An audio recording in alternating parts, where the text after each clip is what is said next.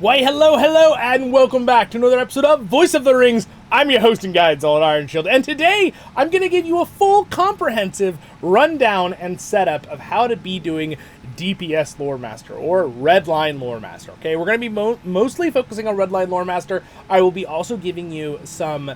I'll be giving you information on legendary items, on what virtues, on what traits. I'm also going to show you the difference between red line with blue traits and red line with yellow traits, and two different combinations you can use that I recommend.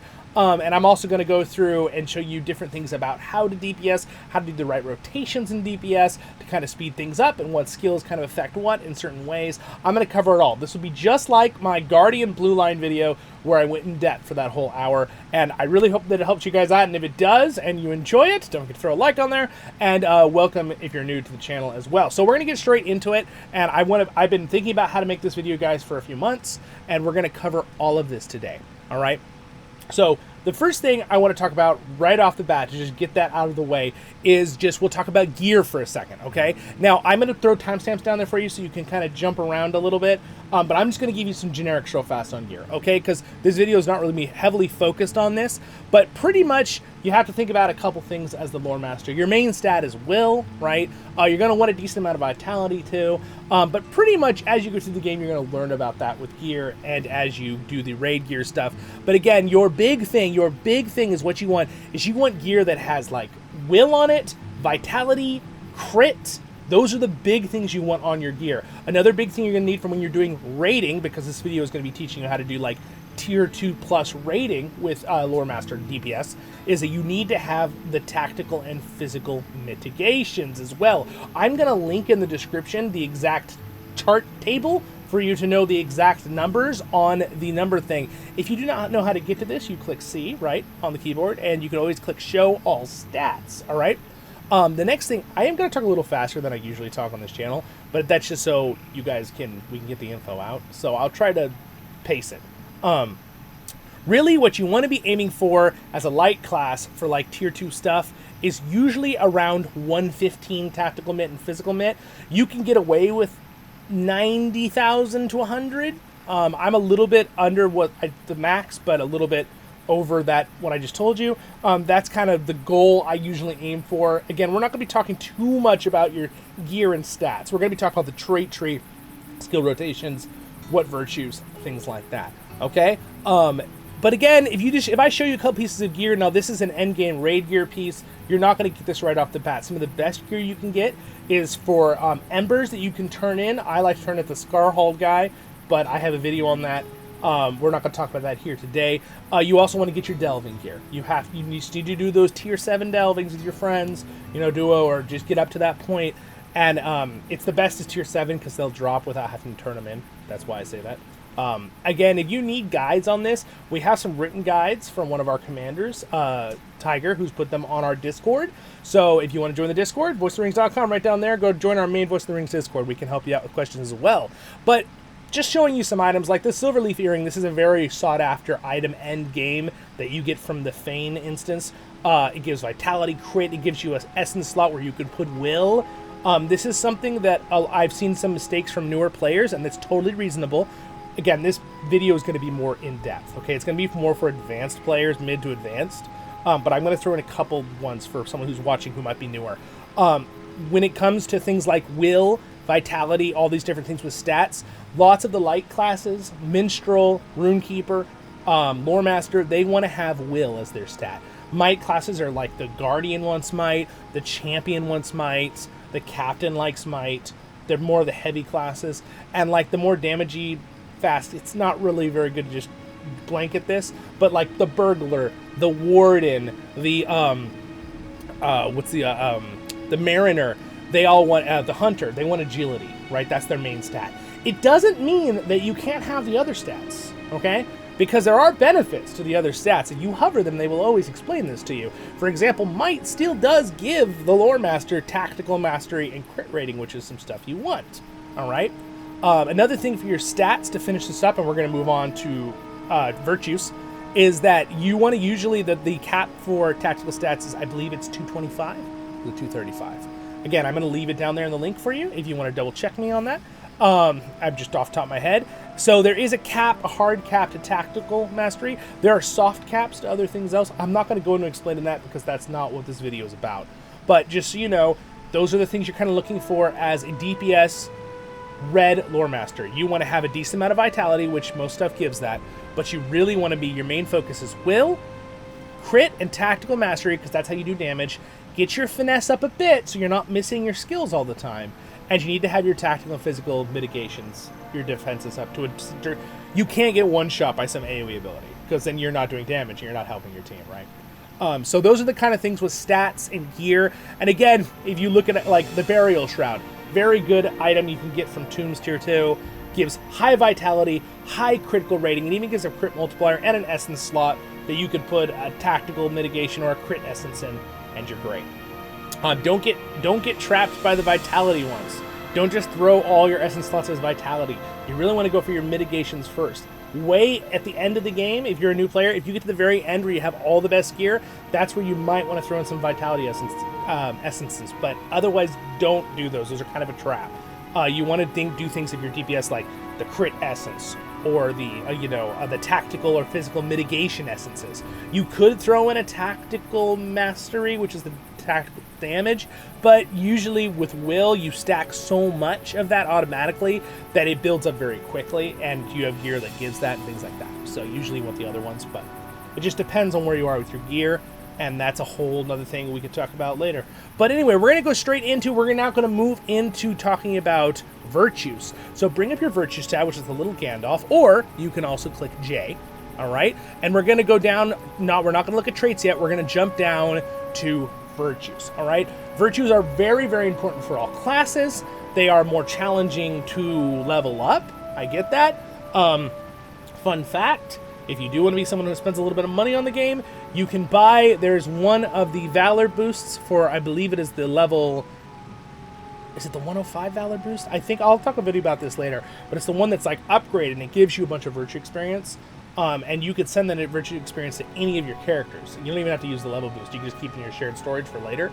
It's a good way sometimes to get some extra, virtue experience. But to get this, normally I have some videos on this as well. Crafting is a good way. But let's just talk about what virtues are good to use on the Red Lore Master. So again, remember what I told you, the stats you want, that's why we started with stats, is that you're looking for crit, finesse, tactical mastery, which is damage, and then physical and tactical mitigation, which is defenses, okay? Don't get those confused. I always seem to get them confused. Mitigations mean they're defensive to protect you. Mastery means they're damage to hurt people, enemy monsters. So a couple good ones right off the bat is like tolerance, okay?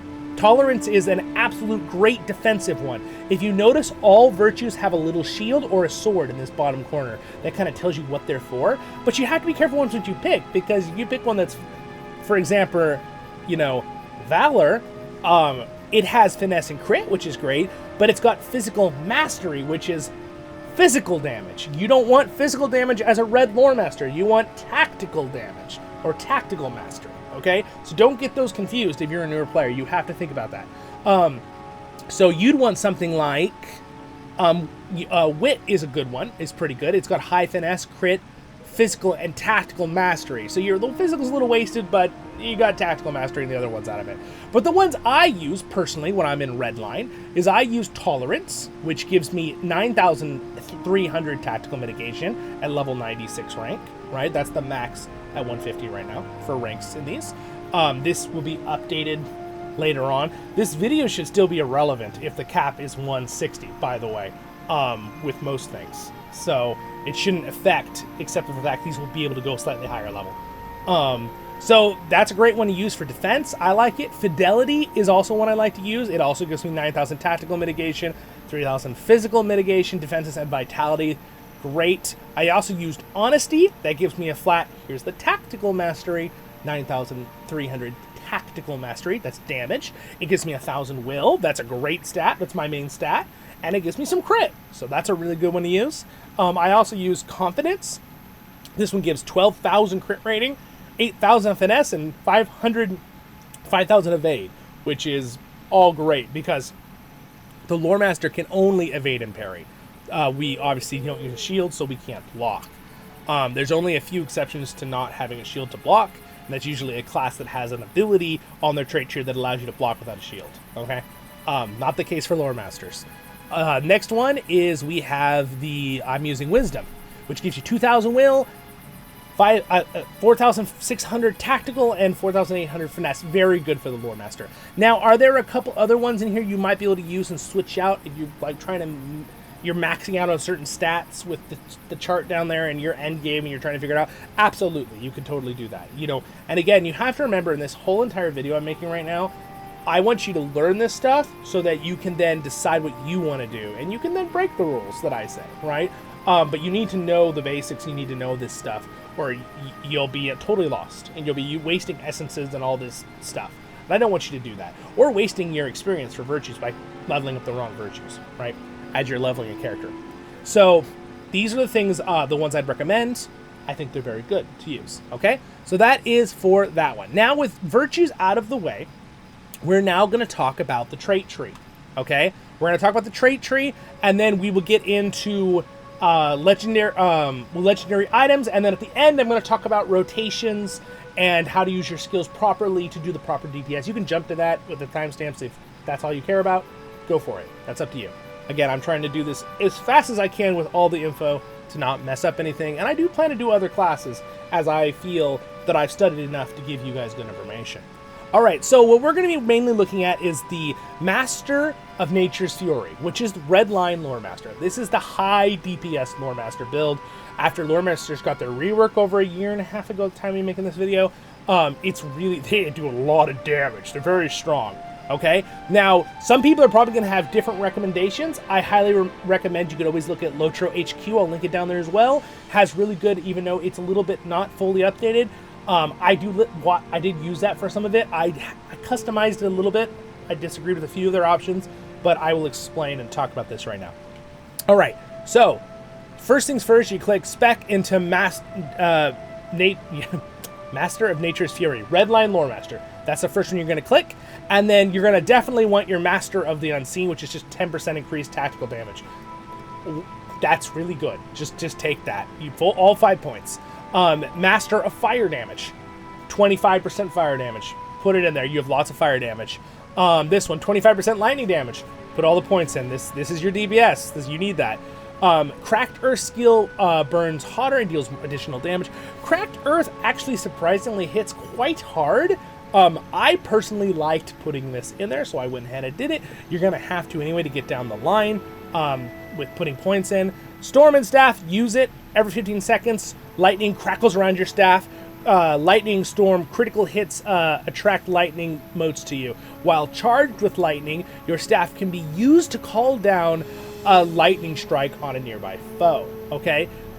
I will explain what that is in a minute, but just use that, put a point in that. All right, we'll get to explaining the skills after we go through the tree here. Fend them off. Increases your bonus damage dealt with staff strike, consumes and flank by 100%. You really have to put the points in just to get down the tree, but it's still good. Go ahead and do it, because staff strike, you'd be surprised, actually. Your staff abilities hit very hard. I'll explain that in a minute. Unyielding Sweep. Your staff, using it will combat helps improve your focus. +8 staff sweep crit buff duration. 60% more damage from your staff. You want to put all the points in this. That is a +8 to crit. That is a crit chance. I will explain why that is so good in a moment. All right, it's very good. Lightning Storm. This is your, like, bread and butter skill. This is your skill of utter death and destruction that you will rain upon the orcs, and they will all cry and be dead before they're finished crying. I know that's sad, but that's how it goes. So Fierce Lightning is another one I usually put on there. There's a 100% chance your lightning skills to ignite the target for fire damage. Put that in there. It's very good. Now, here's where there's a little bit of a change up. So, Slow Burn. Burning Embers lasts longer, does more pulses. I only put 2 points in this because you need to have points for the other tree, and I will explain in a moment. You all know this since this is more of an advanced video, but when you're traded into one tree, it will always cost 2 points to put in the other trees unless a tree is a support tree. In the case of a Lore Master, there are no support trees. They are all their own unique thing, so it costs 2 to put into all of them. All right? Just keep that in mind. The next thing is we have Ancient Fire. Gives a gust of wind chance to upgrade your burned embers VOT effect. 100% chance for Gust of Wind to tear up burning embers and make them a little bit stronger, okay? You must slot at least one of these traits, these other ones, okay? Then you also have Dry Kindling. Burning Embers has a chance to burn hotter. Burning Embers can be reapplied, tearing up the damage over time effect and increasing the potential of subsequent lightning castouts, okay? Burning Embers can tear up twice. So basically you can have 2 stacks of Burning Embers tiered up. Tearing up means that if you put it on once, it's 1 debuff, and then you tear it up again, that same debuff is now more powerful. It's just a second level up. It doesn't mean you're putting 2 dots on the target, just so everyone knows the difference there. Okay? Mighty Wind. Gust of Wind has a chance to spread flames of burning embers from foe to foe. This is really recommended for when you're trying to hit all of them, and I will explain why in a moment. Okay? Ring of Fire. The Ring of Fire. Okay, there's an old Western song that says that. The Ring of Fire is a very good ability. Definitely take all the points in it. You leave a fire zone on the ground. It burns everybody for a very large amount of damage, as you can see right there. 25,000 a second. And it makes them all vulnerable to frost. Keep that in mind for when we get to the... I'll remind you, don't worry. You don't have to remember all these things I'm saying. Keep in mind. I will explain it when we get there. This is also your other bread and butter skill. This is what makes the Redline Lore Master so absolutely insanely powerful. This is it, okay? Nature's Fury, all right? Whirling frost damage around the enemy with a chance of dealing lightning damage over time. This thing's bonkers, okay? So what this thing does is one target, you put a giant tornado that has AoE ice damage and lightning damage and fire damage and all of it. You can see it there. Every 2 seconds, you do 46,000 frost damage to anyone within 5 meters. There's no limit of targets. You could have 1,000 NPCs crash into one spot, and you would hit 1,000 NPCs. Now, would that crash the server? 100%. But that's not the point. It means it's cool. It hits lots of things. The effects, okay? Effects applied to enemies within 5 meters does 7,500 fire damage every 2 seconds. So it also does fire damage to everyone in that area, right? It also... 50% chance to apply a 32,000 lightning damage every 2 seconds. So as it's on, it's freezing everybody, burning everybody, and shooting lightning bolts at people, okay? To any target within range. I keep this in mind, but I'll just say it real quickly. Usually I recommend putting Nature's Fury on the most tanky target if it's a group of NPCs, because if you put it on one that's lower health and it dies, it will go away. But we'll talk about that again in a minute. It also has a 10-second duration, and by the way, this 10-second duration, that all happens for over 10 seconds. Every 2 seconds, all those things can happen, okay? So, 5 times. All those numbers you see there happen 5 times. But the lightning's only 50% chance, 5 times. So you probably, but it's per target. So if there's 20 targets, 50% chance, every 5 different times, there's a 50% chance on every single target that storm is by to do a lightning bolt. So it's a lot. At the very bottom here, there's also something that lasts for 15 seconds, and it's called Empowered Gust of Wind and Wizard's Frost, okay? What this does is it gives you a buff that makes you... Let's wait for the empowered stuff. I'll explain that in a minute. But it gives you 5% more crit chance, 15% fire damage, 15% lightning damage, 15% frost damage. It's a lot. It is a lot, okay? That lasts for 15 seconds, and it's a 2-minute cooldown. Also, keep in mind with Nature's Fury, it is your keystone ability, which means if you have a minstrel in your raid, and they use the ability called Call to Greatness, this will reset, okay? So that's something to keep in mind for when you're doing raids, all right? Another thing, Fire Shield. Your fire skills have a 24% chance to raise a protective shield around you, boosting your defenses and reflecting fire damage at attackers. This is cool. I put the point into it. You will need to wait 5 seconds after a shield expires to trigger a new one. It just gives you a little bit more tinkiness, and you reflect some damage if people are attacking you. Let's go down the left side, because you get bonuses from the fire thing, and then I'll talk about the last things, okay? Improved Ignition, okay? Fires heat air and reduces its moisture, inviting lightning strikes when it does strikes hard. This is for lightning skills gain the ability to consume burning embers for bonus damage. Remember that, because I'm going to talk about that in the chaining part of the video in a minute. All right, that is very, very good. I just knocked my necklace. The thing pops off my necklace. So I was like, what's going on here? It fell off. It's got a magnet. All right, sorry. Distraction. Squirrel. Okay. Master of the elements. You are a master of using your multiple elements to your advantage. When you use frost skills directly after a lightning skill or fire skill, it will deal additional effects. All right. After using a lightning skill, your frost skill will slow an enemy. After using a fire skill, your frost skill will make an enemy brittle, increasing their incoming critical chance. And you can see down here, it also gives you a flat 10% bonuses to fire, frost, and lightning, this buff. So, Warmasters have a crazy amount of stuff. But that is a really cool one to keep in mind, all right? Staff Suite. This is where you get Staff Suite from. I remember I told you over here you want to pick this one to upgrade it.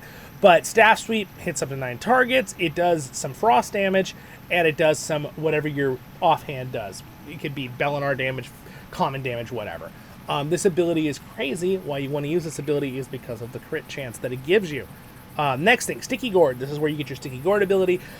Sticky Gourd functions a lot like Embers does, okay? But it hits 9 targets, all right? So you get a really harder bleed. You remove their tactical defenses and the physical mitigations and tactical mitigations for 20 seconds. It also makes, usually has a chance to make them frost vulnerable, which is pretty cool, Okay, Quicken Flame. Fire skills reduce the inductions of your offensive skills. This effect tears up 3 times.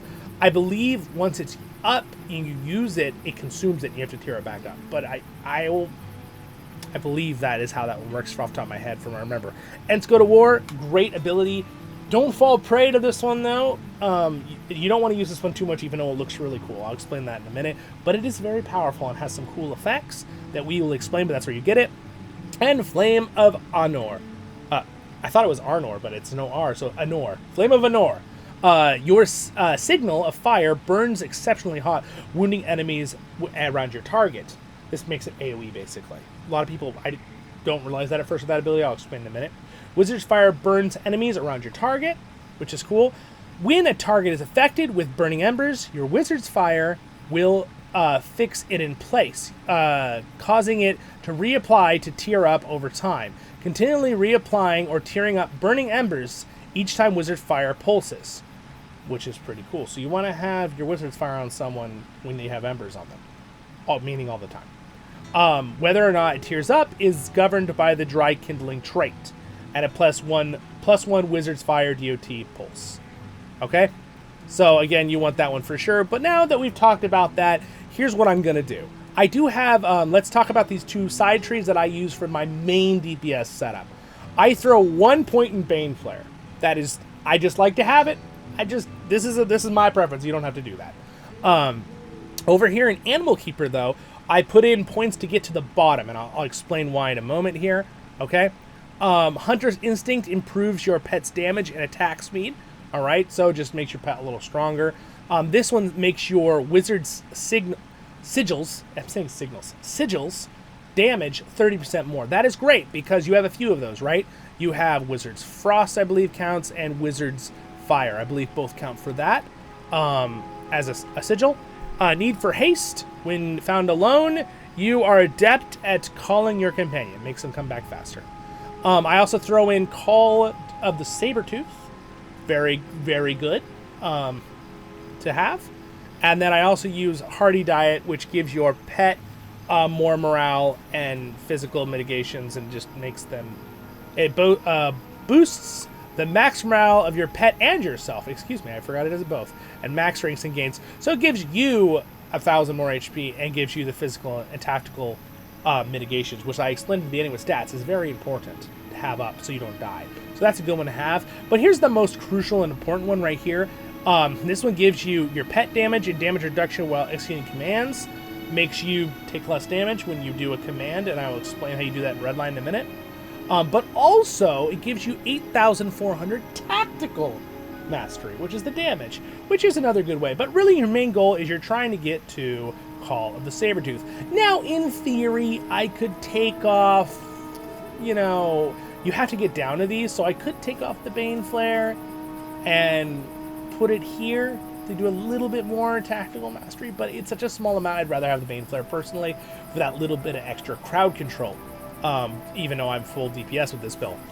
So, with that out of the way, I have one other trait tree that I can show you that I use, which is more into the heavy yellow line instead of the blue side, but it's still red line Lore Master. I will explain that later. But I want to talk about now DPSing, okay? Doing damage with your Lore Master and the different combinations with it. So, the main thing is we're going to bring out Mr. Snowman here. He's going to be our test dummy. All right, Mr. Snowman, we appreciate your willingness to battle us. We'll see how he survives after a couple lightning bolts. But here's what we've got, all right? So when I usually start a fight, we're going to talk about a couple different scenarios, and I want to talk about the skill combinations, all right? So the first thing we're going to talk about is just flat fighting a boss. It's one boss, there's no ads, and you're just DPSing a boss as fast as you can, okay? That's the first scenario we're going to talk about. But before I talk about the scenario, we have to talk about the skills and kind of like the combos. You know a lot of them already from the trait tree, so I won't reiterate stuff we already know, but let's just go ahead and go through them here and the different abilities and kind of what I normally do, okay? So the first things first, we'll just talk about again like it's the boss, all right? So let's say your tank has the boss and he has him turned to the side. Remember, you never want to go in front of the boss. The boss usually always has a frontal AoE attack. But before you start going crazy to town with all your damage abilities, if you can, I say if because there are situations that you will not be able to be close enough to do this. But it doesn't matter who you hit. It does not have to be your target, but you do have to hit something. Staff Sweep gives you a 7.5% critical chance addition for 22 seconds if it hits something. It doesn't work if it doesn't hit something. So if you have an NPC that's chasing your tank and you try to go swing at it, it's very likely going to miss. This skill is kind of weird because it has pretty decent range. I mean, I can hit the thing from, let's see, where is it? Let's see that. Let me see the limits. I can hit it from here, the range, right? It's pretty far. But if that NPC moves, it's a very slow animation. So it will, there I hit it. So if you notice up here, I've got 7.5% critical chance, okay? You want to have this refreshed and on all the time. For example, if you look with I have pretty good gear. I'm pretty well geared. I have a 33.6% chance to crit right now with my gear and with that buff on. Not to mention being red line gives you some crit chance, right? That is huge. I normally only have a 26.1, which is still very high and very good, but that's a lot of extra crit. So to not be putting this on before you start doing your DPS and your DPS rotations is very bad. It's very bad practice. So don't do that, okay? So that's number one. It would be a kind of the term would be like a noob mistake, and an understandable mistake. Don't feel bad if you've been doing it. Just realize you need to get this off before doing damage. And this, by the way, works even for like yellow line, all right? So it's not like it's just one or the other, right? So hold on one second. I'm going to check something. All right. I hope that the music wasn't too loud. I just realized I couldn't hear it through my headset, but I know you guys could hear it, so yeah. All right. I try to make sure that when I'm doing a teaching guide video that I always have my sounds just a little bit there, right? Like even those cicadas are a bit on the loud side. They're a bit on the loud side. We're going to pop them down a little bit. It's cool to have some sound effects, but yeah. So anyway, back to what I was saying, Staff Sweep. All right, so it is very important to use Staff Sweep first. Once I use Staff Sweep, what I usually do to start a fight on a boss is a few different things. First off, I get my Embers on it. And this is because Embers automatically applies a 3% reduction in their tactical and physical mitigation. So debuffs them. And then you also got your Smoldering on there as well. So again, I can do another one. And you can see here, I just tiered it up, and it's more powerful Burning Embers, all right? And I can tier it up again, and it turns into Searing Embers, so it tiers up 3 times. All right, Embers. I almost said this wrong the other day to somebody, but it tiers up 3 different times, which is great. Now remember, that thing I didn't pick was only a pulse, right? So it pulses 1 time less. But if we put on Wizard's Fire, so Wizard Fire is also there, it will re-tier up your Embers. So it should, I believe, it will keep tiering it up and keep it on indefinitely. Yes, I think it does. So you can just always keep that Embers, doing that Searing Embers, you can just keep it on all the time with your Wizard Fires, okay? You just keep it on with your Wizard Fire. But what it does not keep on is that damage reduction. So you want to occasionally throw another Embers on there just to make sure he still has that slow burn tactical reduction. Every 20 seconds. So about every 20 seconds, you're going to want to have Embers and you're going to want to have Staff Sweep reapplied onto yourself and onto the target so that they're weaker and you're stronger, okay? That's for doing a boss or for ads, okay? Either one doesn't really matter too much in this case. And in fact, I'm having to wait until it releases the cooldown there on the thing. I'm going to bring the music down more. It's still too loud. There we go. Get our snowman back. He despawned here. Despawned. All right, so that's the things you're going to need to keep up. Now, one other ability is your Sticky Gourd ability. This is a very high damage ability. It does a big 40,000 damage, but not only that, when you throw Sticky Gourd, it applies the Sticky Gourd bleed, and it tears up embers and adds an ember stack, okay? And it hits up to 9 targets. So it's a very, very powerful, basically like a super upgraded version of embers. And I believe it also adds the slow burn back on as well. So you can use that as part of the getting your thing on there. But again, as you can see here, see how my Wizard's Fire is tearing up the embers? Good to know. So this is a combo of doing this will really help make sure things are going good on the target, okay? So keep those going all the time. But do not be, you need to be rotating your main big abilities all the time, okay? That's Sticky Gourd, Nature's Fury, Ents Go to War, and Lightning Storm. Now, there is something important to keep in mind here. You have a damage curve that's very interesting as Lore Master, and I almost made a literal chart for you guys, but I thought that would be way too silly, so I'm just going to explain it real fast. Your damage starts like this. You start with a little tiny bit of damage as you build up your stuff, right, like I just explained to you. Then you're going to have a spike to high damage, which will be right when you drop Nature's Fury on the target. I'm going to explain this all in a moment, okay? And lightning bolts and all your big damage. And then you're going to keep all your other chain damage going. And as you're keeping that chained damage going, you're going to go to like medium damage. And then you might go down back to a lower damage for just a few seconds. And then you keep to medium and low damage. And then when your cooldowns are back up for all your big abilities, your damage is going to spike to very high damage again. You might want to be coordinating this with your team being your tank, okay? Or your debuffers, or your people who have resets, like Minstrels, Call to Greatness. Remember I told you that it resets Nature's Fury? You remember I said that? Okay, keep that in mind. But a lot of times you can deal so much damage to Lore Master all at once to a boss or to 20 targets that it can be very challenging for your tank if he's not ready with a Force Taunt. How Force Taunting works in the game is whatever damage is dropped and happened, the moment a Force Taunt is put on someone, all the damage that was done that gives aggro to you as the damage dealer now switches onto the tank, whoever does the Force Taunt, okay? So a lot of times what I'll do is I'll drop my Nature's Fury into my Lightning Strike, into my Sticky Gourd, and all these different damages, and then and usually my Lightning Strike is the key for the tank to do a Force Taunt right after it hits, all right? So that's the big one. This is so important to keep in mind and remember, guys. I cannot force this enough. It's really not helpful you as a DPS do a bunch of damage and then get killed and then try to like blame your tank when you're doing a lot of damage, right? So it's good to coordinate with your tank.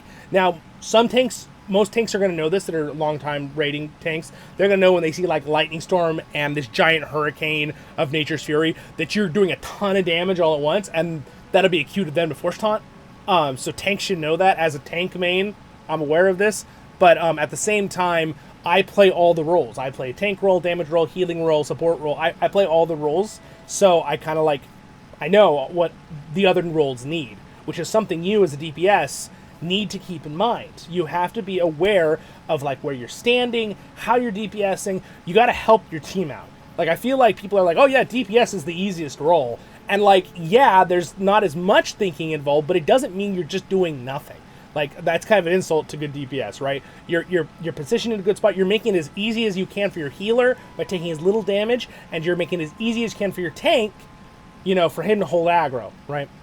So those are the things you have to keep in mind. So now let's go ahead and talk about another couple combinations that I do when I'm fighting a main boss. So I'll run up and I'll do Sweep Stat, and then let's say we do Oathies, right? Oathbreakers from the captain to do extra damage.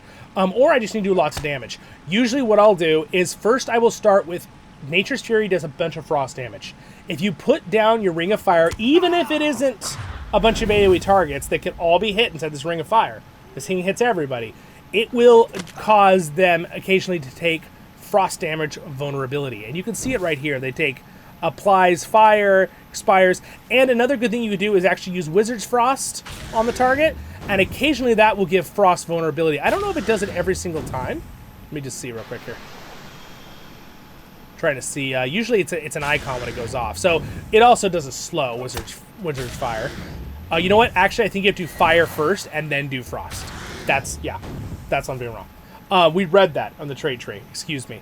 I forgot here a minute ago. So basically, you always have to, remember I told you in the trait tree, when you use a fire ability and then use Wizard's Frost, it gives them vulnerability to frost damage for a short amount of time. Someone's saying hi, hello there. Hello, hello. So when you do a fire damage and then you do a frost damage, you'll get Battle Frost vulnerability. And what it does is this just increases all critical chance on the target for 20 seconds. This is another good one to prep. There's a lot of prep work when you're about to do your heavy damage and a lot of damage as a lore master. So again, you're going to want to have Burning Embers on first, and then Staff Sweep, because it's the longest, and then do a Frost thing. So now you have all your debuffs, and then what you do is you cast Nature's Fury, and immediately use what's called Low Pressure and Burning Gale, all right? And then you can use Lightning Strike, and you can use your Staff Strike to build up things, and then go ahead and use another Low Pressure. I will explain what Low Pressure is and Burning Gale in just a moment. They're the abilities from the enhancement during Nature's Fury. Remember I told you on the tree at the bottom it said that it gives Empowered Gust of Wind and Wizard's Frost. Remember how it said that? So guess what? Gust of Wind is here and Wizard's Frost is here. Wizard's Frost turns into Low Pressure.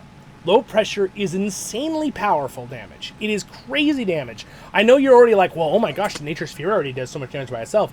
Yes, but you have to realize within the time zone of that 15 seconds, see the buff down there?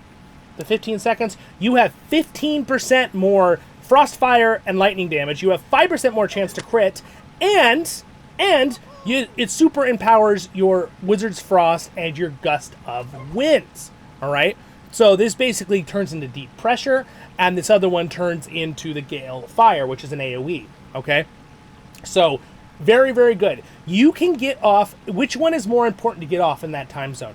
If you cast Low Pressure the moment it is up, every single time, you can get it off 3 times. If you get it off only twice, no big deal. Sometimes lag can cause this or things like that. But remember, if you do the rotation right, you can get Low Pressure off 3 times. Now, even better, you could try to get some other things in during that time, all right, when it's on cooldown.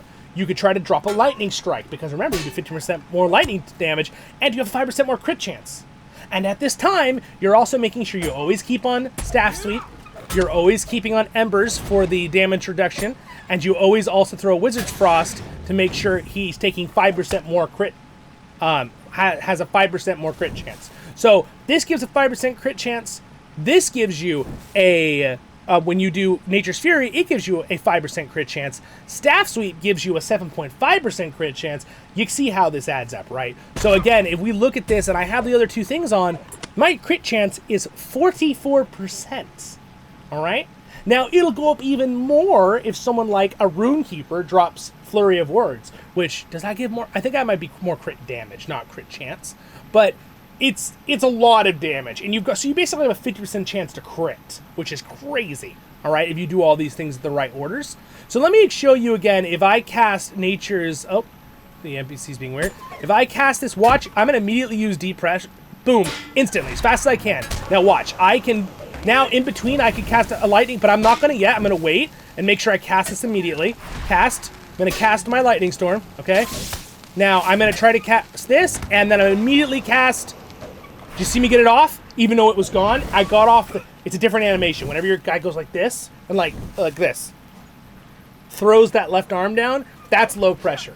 So if he does that, you know you got it off. If he does this with a staff, you did not get it off, okay? That's just a fun little thing there. But if you notice, I actually got off Low Pressure when this skill had already reset and didn't show Low Pressure anymore. So you have to preemptively have it clicked before the timer's done. So if you do anything else before that, and with an animation that slows you down, you're not going to be able to get 3 of them off in a row. This is a more advanced thing to pump your DPS to the max, okay? If you get it off twice in the fight, that's just fine. You don't need to do it a third time. But I just like to let people know that it is there to do. You can do that 3 times, okay?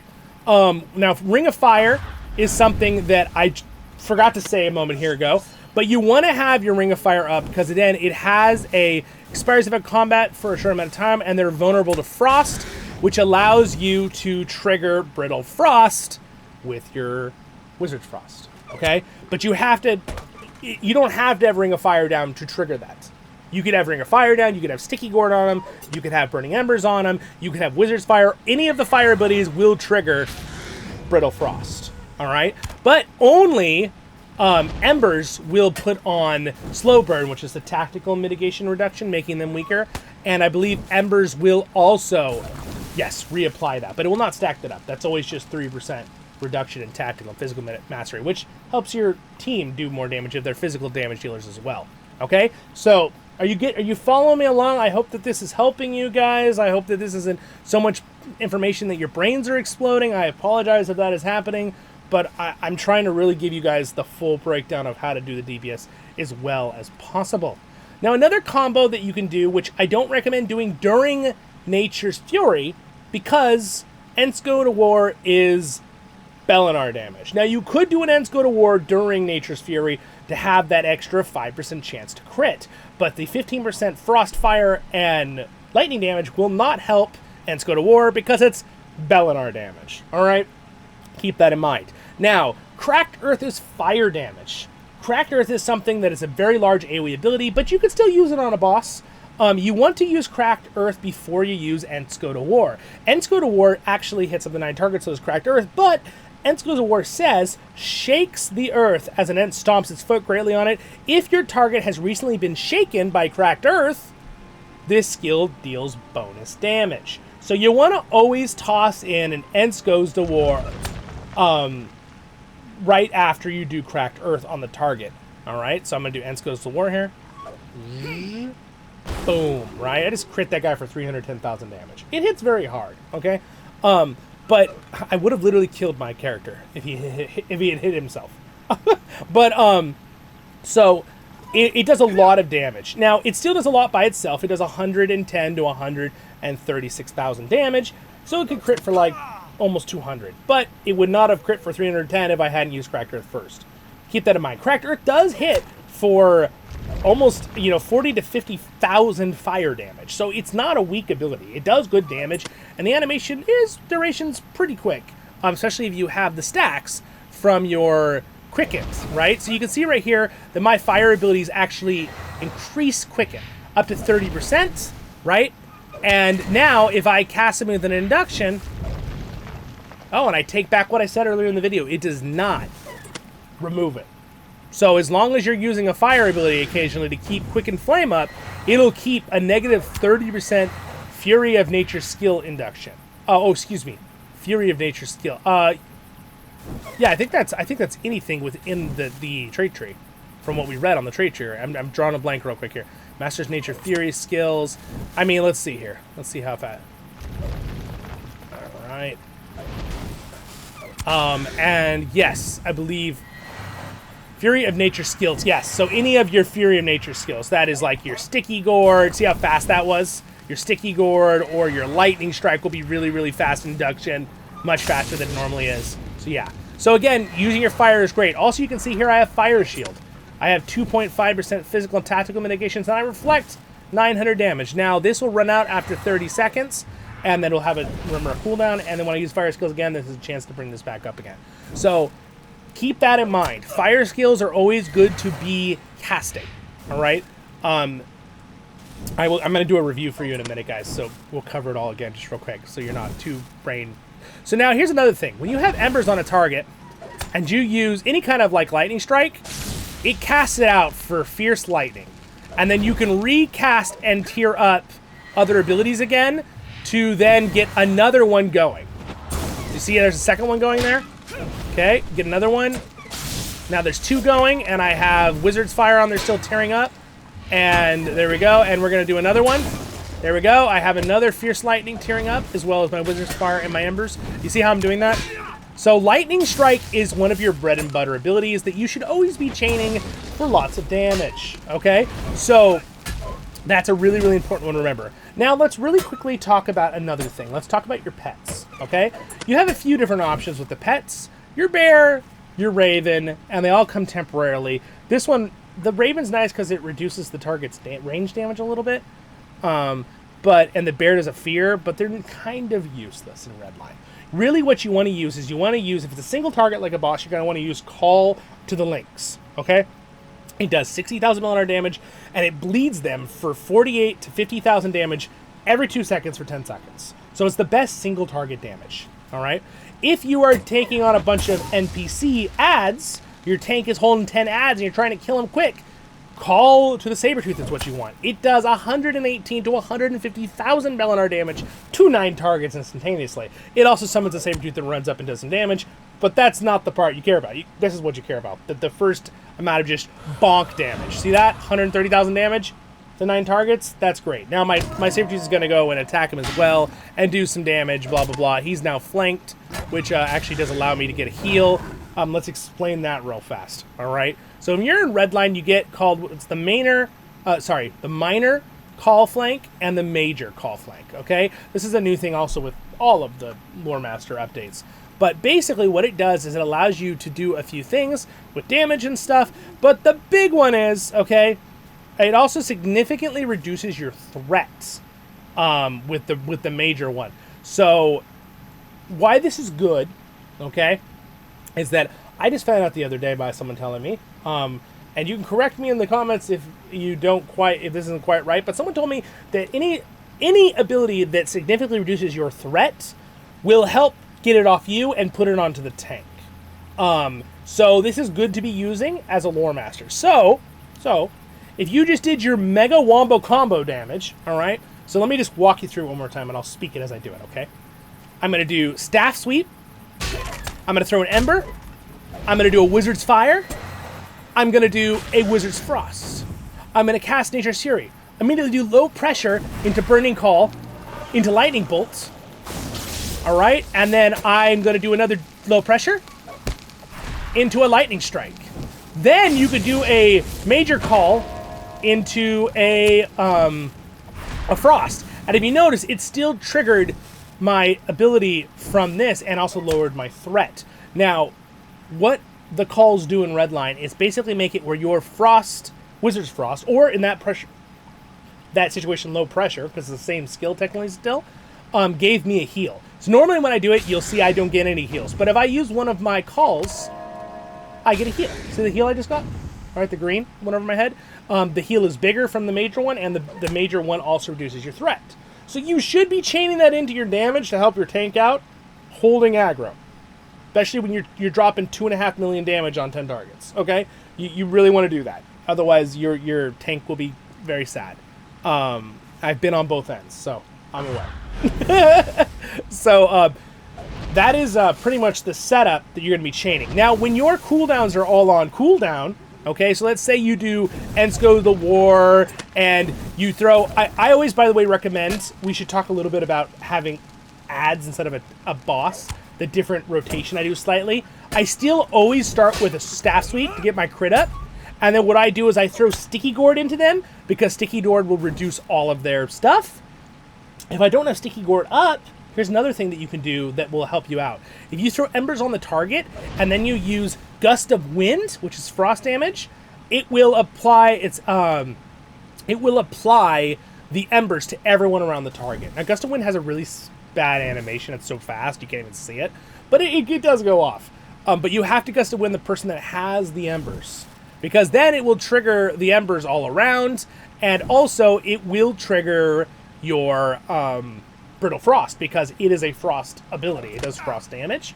So again, you throw your Embers on there or your Sticky Gourd, and then you can just cast one of these, and it says effect applied to enemies within 5 meters. So it hits everyone for 14,000 frost within 5 meters too, meaning you're going to trigger not only the slow burn to bounce to everybody, because it bounces Embers around, but it'll also move Brittle Frost on everybody. So once you have that on everybody, another good AoE is to have your Ring of Fire under them, obviously.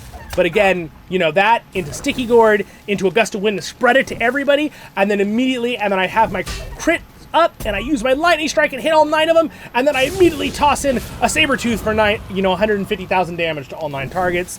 And at this point, you could do your, flank, your major flank to get some damage, some threat reduction or heal. But usually if the AI ads are still not dead, I will then do a Cracked Earth, which is 9 targets, into an Ents Go to War, which I want to explain one cool little factor about Ents Go to War. If you cast Light of the Rising Dawn right when it finishes, you will remove the animation time and save yourself like 2 seconds to cast more abilities. Really good to know if you're trying to chain it quickly. Now, sometimes you don't want to use your Light of the Rising Dawn because your Light of the Rising Dawn is your interrupt, which, if this is an advanced video, you know that. It's your interrupt. You need to be using Light of the Rising Dawn to interrupt sometimes. But usually the Lore Master's not in charge of interrupts. They're usually in charge in Redline. You're damaging. You are in charge of interrupts as Lore Master, usually always, if you are Yellow Line, you're crowd control. But usually as DPS, you're not really in charge of it. You're just helping out. So the ideal thing that happens is right when you're doing Ents Goes to War, the enemy is doing an induction. That's really cool when that happens. It does happen sometimes. But again, let me show you this one more time. So Cracked Earth to make them vulnerable. Then if I use Ents Go to War right when it finishes, boom! There you go, bang! You see how I immediately was able to cancel the animation and cast that, and I was starting to channel something else? It cancels the animation for the Ent effect. Otherwise, your character goes all the way down with the Ent, and then he can channel something like a second and a half later. So if you do that Light of the Rising Dawn, it will cancel it quicker. Alright? With the Ents. So usually my combo is Cracked Earth, Ents Goes to War, let it finish right when the induction bar says success. I cast Light of the Rising Dawn, and then I immediately go into something else. Alright? Now, another way when you're killing lots of ads, if you do have a bunch of ads and one of the ads is a little stronger than the others, or you want to kill them all faster, is that a lot of times I will actually do Nature's Fury, because remember, it hits everybody. So it's really, really good for clearing ads too. So let me do another combo and say it out loud as I do it, okay? So I'd run up, there's 10 ads, I find the one with the most health, usually it's what I target on. I do this, I would go into an Embers or a Sticky Gourd, either one you want to do, into maybe a Gust of Wind, maybe you want to toss down a Ring of Fire, and then I would do my Storm into a low pressure on the target, into a Lightning Bolt onto everyone in the whole area, straight into Sabertooth, right? Maybe I'll use my Burning one because that hits 9's target again, and then I would go into maybe like a Cracked Earth, into an Ents, and then boom into that, crash, boom into Lightning, and now everything's on cooldown. Now at this point, when everything is on cooldown, what you need to be doing as a Lore Master is just make sure you keep spamming Embers, keep spamming Wizard's Fire, keep spamming Frost, all those abilities. They do really good damage. They're not your main force of damage, but you gotta keep your DPS up, especially if you're in a long fight with a boss that has 250 million health. You gotta have to keep that damage going, right? And make sure you're refreshing this. And I always recommend when you can, when it's safe, walk in, get a staff sweep off, straight into a lightning charged staff strike, okay? That will bring down a lightning bolt. And remember, if you're doing Embers and lightning and hitting with the staff, you're causing it to cash out for the lightning cash out for the Embers, and you could also be trading in between doing Lightning Strike. Again, your bread and butter. Those are very high damage. Those should always be off, like you should always have those being used for damage, okay? Now you notice my other abilities are back up. So I'm going to use Ring of Fire again if I was fighting a boss or ads. Boom, into this, maybe into that, maybe into Cracked Earth, straight into Ents, right? Now if it's a single target, I would use my Light of the Rising Dawn into a Lynx, recharge that, hit with my Staff Strike, maybe I do a Lightning Bolt Strike, right? Boom! Into that, another fire, number Embers. I can't even keep up with my words with how fast I'm doing it, but you guys can see what I'm clicking with my fingers, right? So remember, your goal is you want to keep up your staff crit bonus. You want to keep using Wizard's Frost occasionally to bitter them for 5% more crit chance on them. Not just for you, but your whole team, by the way. That works for everybody. You always have, and you always want to have your Embers reduction mitigation on. Those the 2 debuffs for the enemy and the 1 buff for yourself. Those should always be on if you can keep them on. All right, that all the time, all the time. And then again, here is my Call of Nature's up again, so I'm going to cast that straight into low pressure, into Burning Gale, into Embers, all right, into a fire one, All right, I'm going to use another low pressure. I'm going to go straight into Cracked Earth. Now, you can't always get a Cracked Earth off into Ents, but if you do this with the Interrupt with Light, you should be able to get your low pressure back off. Boom, I got it off just before it ran out of time. Did you see that? Did you see how I got all those chained in there? You can chain in a lot during that Nature's Fury if you do it right. You can go into a Nature's Fury, low pressure Fire Gale, Lightning Strike, and then you could do low pressure, and then you could do Cracked Earth, Ents, Interrupt, Ents, Induction with Light of the Rising Dawn to get on that last low pressure before it runs out of time in 15 seconds, okay? So that is what you want to do every time because you want as much damage output as possible. As a good DPS player, that is your goal. You're supposed to do as much damage as possible, but also work with your tanks and your healers, right? You got it. There's a lot you still got to think about as a DPS, right? Again, I would argue as a DPS player that I still think it's the easiest role compared to healing, DPSing, or a crowd control role. But you can still push yourself to be a very, very good DPS player if you know the things that cancel animations, you know your rotations, you know what you should be doing. You should never have your lore master just doing this and like doing this and just kind of standing there for a few seconds, and then you cast an ability, and they kind of stand there for 2 seconds, and then you cast an ability. Right? And I've seen this before. Now, sometimes this happens because someone's lagging. Nothing they can do, right? If they're having lag and they're clicking their abilities and they're not going off, that's a whole nother thing. But it's just because they're learning. Just go to a training dummy and just practice like this. Practice your rotations, practice keeping those 3 things up that I explained, and just keep doing things over and over. Now, it's easy to kind of zone out and forget what you should be doing, right? In the combos, sometimes I forget too. But make sure you're always doing this before Ents, and then use your Light of the Rising Dawn, cancel the animation into a Lightning Strike, boom. Make sure you have Wizard's Fire and Frost going on there so you have the debuffs. Make sure you always kind of rotating between, you know, cast your pets, use your major call to use your flank to give yourself a heal, reduce your threat for your tank to help your tank out, right? So there's kind of the combos. I've really gone over them pretty. Your bread and butter abilities, again, are really like Lightning Strike and Staff Strike.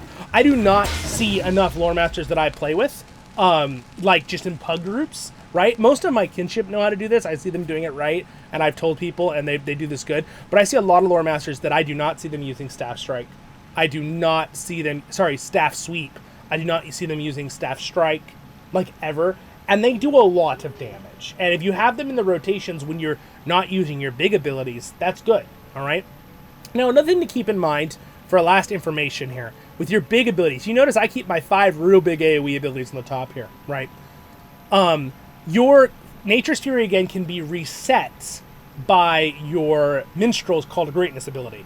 But keep in mind, the 15 seconds is the 15 seconds no matter what. If the target dies with Nature's Fury, the top part of the damage will go away and the Nature's Fury will disappear, but you will not lose the bottom 15 seconds of crit buff, damage buffs, and empowered abilities. Again, your empowered abilities is Wizard's Frost turns into low pressure, and Gust of Wind turns into Gust of Flame? Wait, I forgot the name already. That's how much I read this name, so... Burning Gale, excuse me. Alright, which is an AoE. Burning Gale hits 9 targets. Low Pressure only hits 1. Keep in mind, Low Pressure has a very high chance to crit increased magnitude. It actually says, rapid falling pressure around your foe, crushing...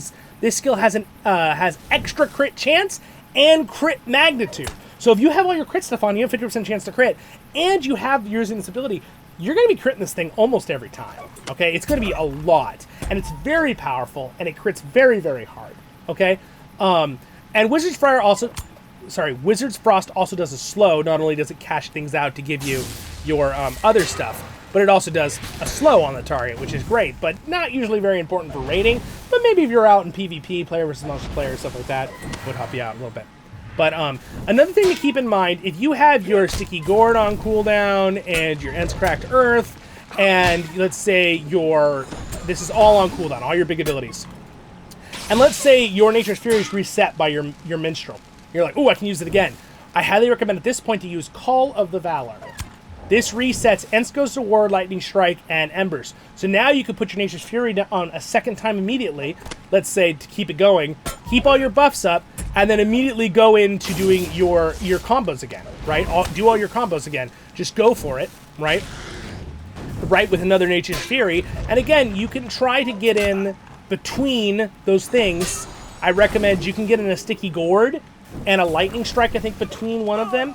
And you can get in a Cracked Earth and Goes to War, interrupt your own induction with Light of the Rising Dawn into the last low pressure. You can do it. You're not lagging, you can do it. But you just got to practice. Just keep practicing on a thing until you can get it, okay? So I'm going to wait for these to reset, and I'll show you again in 20 seconds, and I'll try to do it once for you. Now, that's pretty much it for the DPS rotations. I've really talked about every DPS skill in this setup. Again, I have Bane Flare there just in case to do a stun if I needed to. I also have my knowledge of power. Now, this does do some lightning damage, which is cool. This also, if you are fully rated out with the raid gear, you guys will know this. If you do have the full raid gear, I don't on this character yet. There is an ability that allows that to do AoE lightning damage on everything around it. So that could be a good one to keep in mind if you are clearing a bunch of ads. Now, again, what I showed you already with the combos for clearing ads is the best combos. But if you have all the other ones on cooldown, there's still a bunch of ads alive. Use your Power of Knowledge with your raid gear. It's going to do lightning bolts to everything around it. As I throw down my hammer here from, speaking of lightning bolts, I wrote Hiram hammer that looks like the Thor hammer. You can keep that going and also have that as a side note. I just don't have the raid gear to show you that. But it also does lightning damage to one target. But mainly this is to get your power back if you don't have it. Now I think it might be resetting. Oh, there it goes. Sometimes it resets, but you know, this does a little bit of lightning damage. Oh, it's not a little, it's a decent amount of lightning damage, but it's not really always great to use. It's not super efficient when it comes to damage. Again, you're always going to want to have Embers up, and you're always going to want to have Wizard's Frost, occasionally and Fire Frost. But I would stay away from just casting these all the time and not using your big abilities. Your big abilities should always be being used, unless you're waiting for the right moment. You're waiting for your Mariner or your Captain to drop a super amount of damage, and you want to hold all your heavy damage for the end. You'll want to wait to do your combos with your big ones till then, of course, right? But let me go ahead and show you. So I'm going to go ahead and do a Nature's Fury. All right, this one into this one. I'm going to do a Sticky Gourd into a Lightning Bolt. I should be able to get off low pressure immediately. Ooh, I might not be able to do it. There was a little bit of lag there. Let's see if I can get it and interrupt this ability. Click on low pressure. Oh, didn't quite. You see, I didn't quite able to get it. It might be a little much trying to sneak in a Sticky Gourd on that beginning like I did. Also, if you do have your, you know what the difference is? You got to make sure your Quickened Flame is up. I didn't have it fully stacked, 30% damage. If you have that up, you'll be able to do the full combo that I was just showing you and get that low pressure in. So that's the difference. I didn't realize I didn't have that fully stacked. But it still looks real. Don't worry about the Sticky Gourd. If you're just trying to do massive damage on the target, Nature's Fury, low pressure, Fire Gale, maybe Lightning Storm. Careful with using Lightning Strike during these combos. It is a long animation, even though it's very high damage and it casts out flames. But be careful with that one. And then go straight into using low pressure again, straight into Cracked Earth, Ents, Interrupt Light of the Rising Dawn, and then do your last low pressure. Make sure you're clicked on it, because it usually goes off after the 15 seconds. You just have to be clicked on it before the timer of low pressure is finished. All right, that is the trick. All right, so I think I've fully covered this. We're kind of hitting the end of the explanation stuff. So that was with ads and bosses and doing DPS.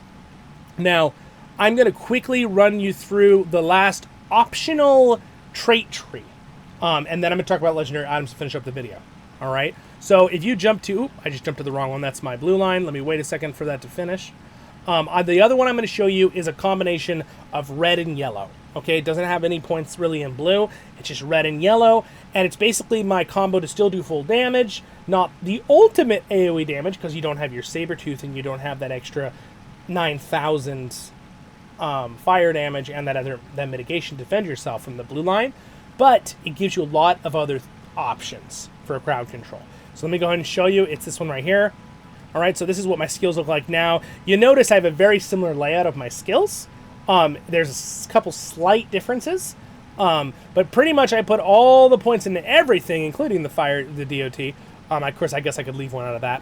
And then I go into, on the other side, I'm not going to explain everything. I'm just going to explain the yellow side, since we already talked about it. I do Shield of Knowledge. Using the lore will benefit, reduces your incoming damage. So that's kind of cool. I just chose that one because I don't want to use this Cracked Earth one because it sure lets you do root damage, but it reduces your damage on Cracked Earth, and the point of this particular build is still to be a Redline Lore Master. I put all my points into Bane Flare. I put points into Mending, Outgoing Healing. In theory, you could do Force of Will instead of, like, Outgoing Healing. But usually I'm just helping a little bit with stuff. So Power of Knowledge heals you more, just an extra kind of benefit to me. I throw in Sign of Power, which is a defense thing kind of for yourself, which I normally don't have. I also put a few points in to Share the Power, because this is, again, more of a... I'm still full Redline DPS, but I'm giving more support, right, with a little bit of damage reduction. I put the sign of the stun immunity I can do it myself for someone.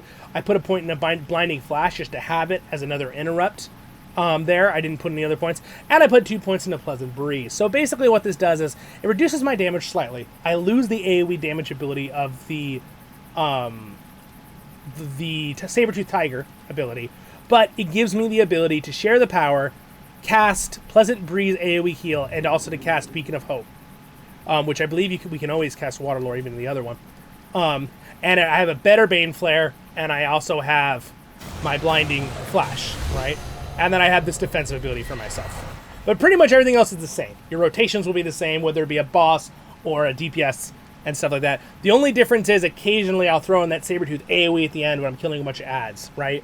But in theory, if you're just fighting a boss, you're going to be wanting to just use Call the Lynx anyway. You don't want to be using Saber-Tooth on a single target, right? Saber-Tooth is when you're trying to kill a bunch of ads. So, yep, that's about it. I think we covered that pretty thoroughly. But again, that's my other recommended page. You could always pause and look at this if you'd like. This is one I set up. There's a few adjustments that I thought about doing. And again, remember, you do what you guys want to do, right? This is a guide video to help you out.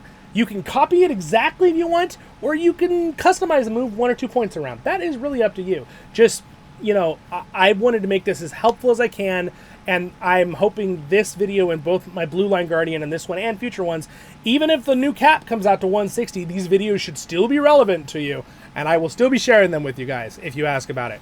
If there is an updated edition, I will link them in the description for you if I make a new video on an updated one or something in the far future. I usually come back and I'll link them in the description. So always check my description or the pinned comments, right? So anyway, that is about it. Let me go ahead and talk about the legendary items before I forget and like shut the video off. This is important, all right? What do I put on my legendary Redline Lore Master items, okay? Red Lore Master. Here's my staff. This is what I put on it. So you know, there is something I'm going to add that I haven't put on it yet that I want to explain in a second. So let me just start with that one. Let's start with the Heralds and the Words of Craft, okay? I always recommend using the 3 combo, meaning most set bonuses from the Words of Craft also work with the special crafted heraldries.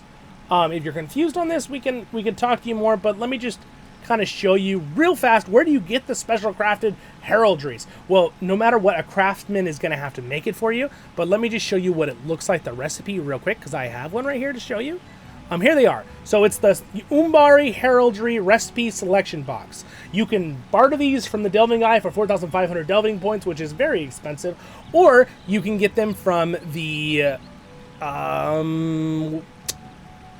reward track. I'm trying to think of the name. Excuse me. My brain was like, couldn't remember for a second. Social, it's under character, Shift I will bring it up, and you'll see that you usually get one from the, you can usually find it in here ahead of time. Let's see, Umbari Coffer of Umbari Craft. That's a different one. That's the lower craft, special craft one. That is not the heraldry one. Dwarf Halls. There it is. All right, so this path, this was the same for the season 13 and the one before that. They usually give that. They'll probably give one with the updated one. There'll probably be an updated version that'll be probably a different name for level 160 in the future. But I bet you it'll still be on the reward track and from the Delving Guy. That's my guess for the future. But so you can get, if you notice here, I do actually have the Heraldry of the Blazing Eagle that I have on my Redline Lore Master. If you notice, it gives me plus 15% fire damage. There are technically 3 different ones. If I go to my book, I also have that one. So that gives me 15% fire damage. Technically, there's one for 15% lightning and 15% frost. But I recommend not using the frost one. I know you guys are like, wait a second, but what about that frost damage? It's not enough frost damage to take away from using the crafted ones from the Word of Craft called the Heroic Precision that gives you a flat 3% crit chance. You want this one. So I recommend 2 of your Words of Craft to be Heroic Precision, all right? And the other 2 should be, for example, here we go. I have Ascendant Lightning, which gives me 15% lightning damage on these craft ones. And then I special crafted the Heraldries for the 15% fire. There are special heraldry for all the other ones too, but just make sure you pick the right ones, and they will combo with each other. So in theory, I could have done one, the fire one's here, and one of these is fire, and then one lightning is this, and the other heraldry is lightning. They will cross over if it's the same ability if you read it. Like this one says craft of, Word of Craft set fire, and these say Word of Craft set, oh, it doesn't say it, interesting. Usually it says Word of Craft set lightning, but yeah, so I just do them. Just do the same ones. It makes it easier for yourself. So because you could just choose with the crafters, right? People can craft these for you if you have the recipe and give them the right recipe. They can then craft them for you if they're the right crafter and give them back to you. The special heraldry ones. Also, we can craft the special craft ones, which are the other ones here. Let me just show you. All right. So here's the heraldry one. See, they have the options of which one you need. You need to talk to you can hover them and see. These give the tactical mitigations. This one gives lightning, light damage, outgoing healing, crit, and attack duration. You might not actually be... Oh, no, lightning... Can you do the fire one? I believe the fire one is the other option from this one. I think there's 2 each. Each crafter gets an option at the top of the arrow to change it. So you might want to... I could link this in the description, but there's a wiki article that shows you all of them and your choices and which crafter makes it, if that makes it easier for you. But that's something you'll want to have on your Red Lore Master. You're going to want to have the 15% fire, 15% lightning, and the 3% crit chance between those different things. Now, I want to keep... without going off subject here, here is the other ones, which are the special ones for craft. Now, none of these have special abilities, so for the Lore Master, I'd recommend don't use like the tactical multiplier. It's cool, but 3% flat crit on top of all your crit is just better. And the 15% fire and lightning damage. Now, again, some people might disagree or argue with it in a nice way. That's fine. People can disagree with me on things. But they might disagree and say you want that 15% frost damage instead of the crit, or instead of the fire. I recommend, from what I've tested and what I've seen, that the best thing to do is fire, lightning, and the flat crit. Okay? Because you are not using Gust of Wind to apply a lot of damage. It's to apply the debuff. You are not using Wizard's Frost to do that damage, okay? It is applying it. The only big frost damage you really have is when Wizard's Frost transforms into low pressure, right? Which does a ton of damage already and gets a buff during the Nature's Fury. Nature's Fury does frost damage, sure, right off the bat and over time, but it also does fire and lightning damage over time. And a lot of your big heavy damage as the Lore Master is your Bleeding Fire, Embers, Ents Go to War, Ring of Fire. Your Lightning Storm is one of your biggest damage abilities because it's only a minute cooldown.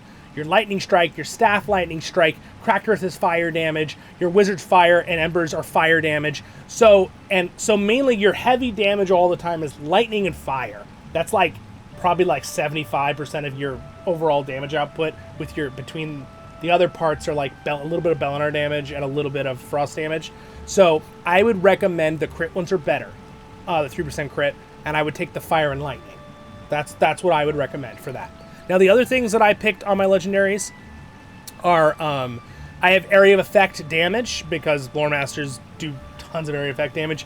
And remember, it helps even a single target as long as it's an ability that does area of effect damage. And if you noticed, almost every single ability the Lore Master has is area of effect damage. So, that's a good one.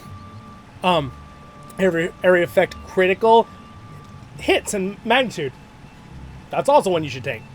And then I have Lightning Storm damage, definitely. Lightning Storm critical multiplier, again, it's one of your bread and butter, heaviest hitting skills after Nature's Fury, but you always follow up doing a Lightning Strike with Nature's Fury because it buffs it anyway.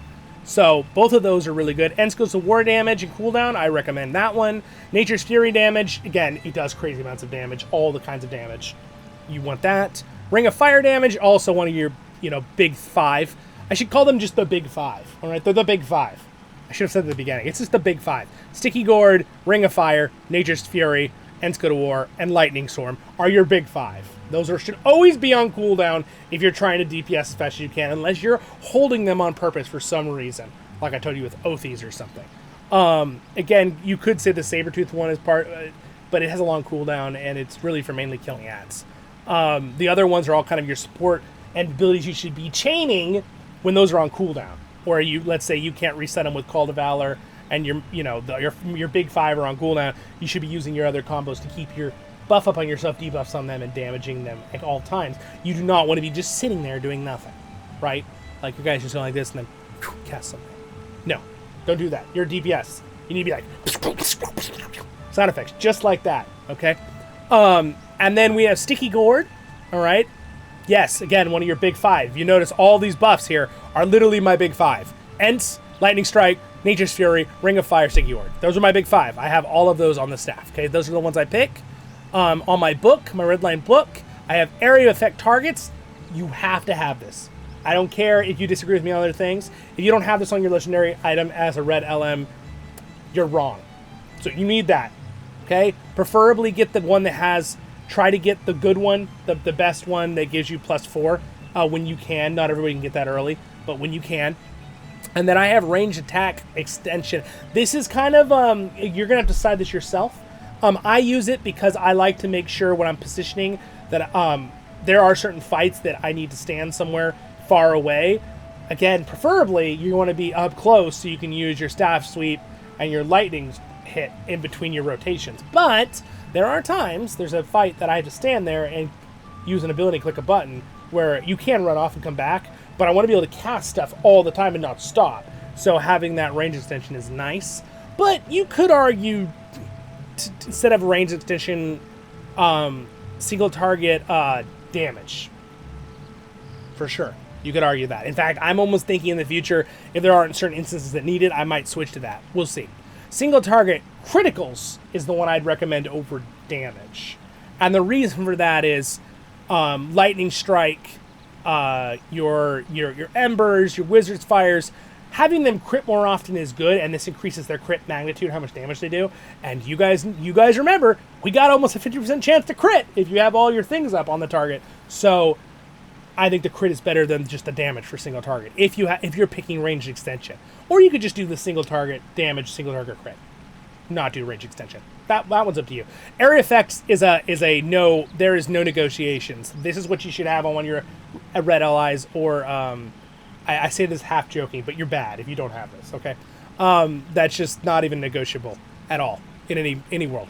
I guess like if I was gonna play the devil's advocate here, I'd be like, well, if you're doing an instance that only has one boss and no ads, then maybe you don't need that. But realistically, you're doing every instance in the game. You want the area of targets. You want to be able to hit as many targets as you can with your lightning strike, your sticky gourd, your Goes to War, your cracked earth, all these other ones. They all are hit massive. Your Sabertooth, those all get buffed by area effect target count. Okay. A couple other ones you're going to throw on is target resistance damage skills. Basically, this is the one that I think it just makes it where they have a harder time resisting your stuff. It's like giving you, and it gives you finesse too. I'm pretty sure that's all it is. It just makes the target have a harder time, like resisting a lightning bolt. We're like, haha, I didn't take any damage. No, just kidding. You're dead. Just lightning bolt. That's what this one does. Staff strike damage. I throw it on there. It gives you a bunch of finesse. And again, your staff strike damage, staff skill damage, excuse me. So it helps both of these. And they're not weak.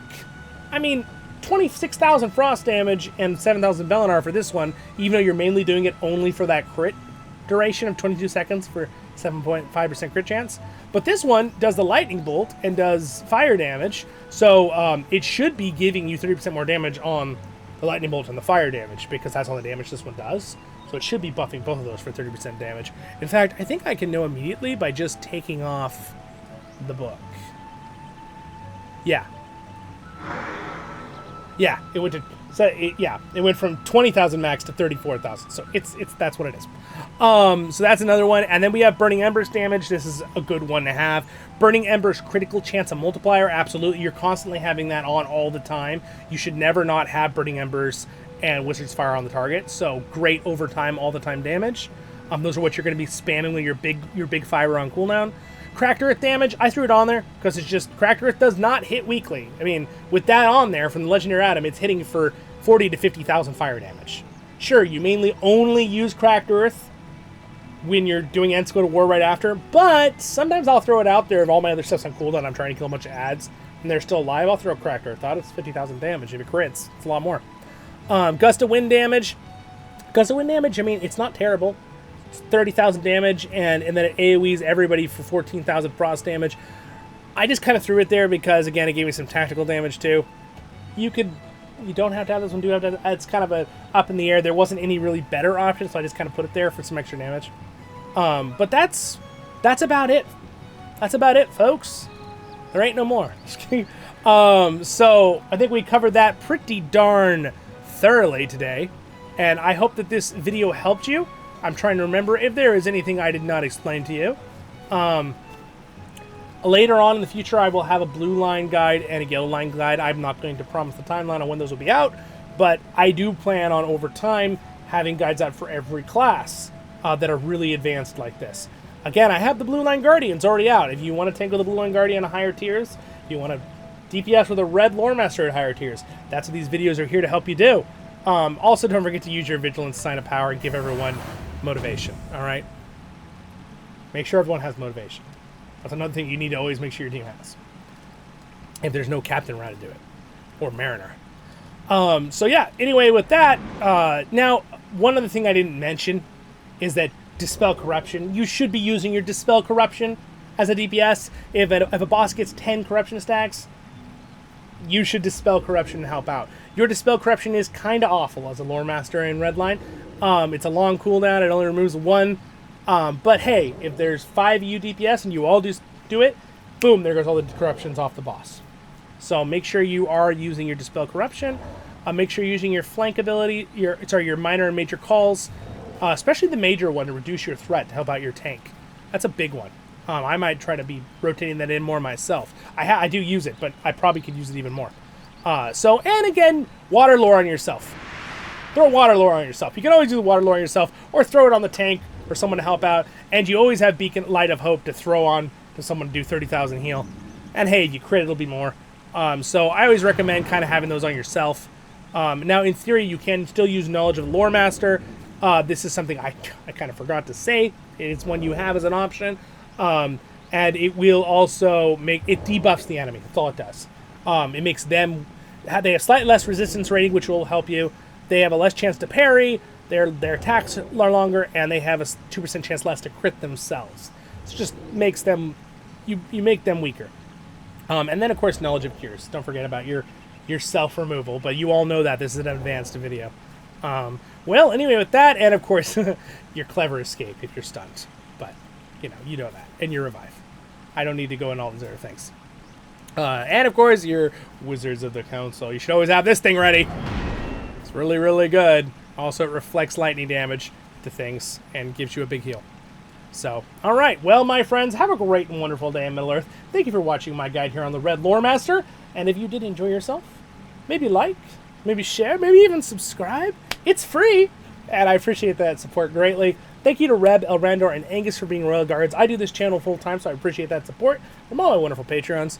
And all of you guys watching my videos, like and subscribe. Have a great day, Middle-earth. Baruch Hazard Kuzad menu. And I will see you all in the next episodes of Voice of the Rings, my friends. Stay happy. Stay tuned for more guides and more fun videos on lots of different Lord of the Rings subjects. See you in the next ones, guys. Voice of the Rings out.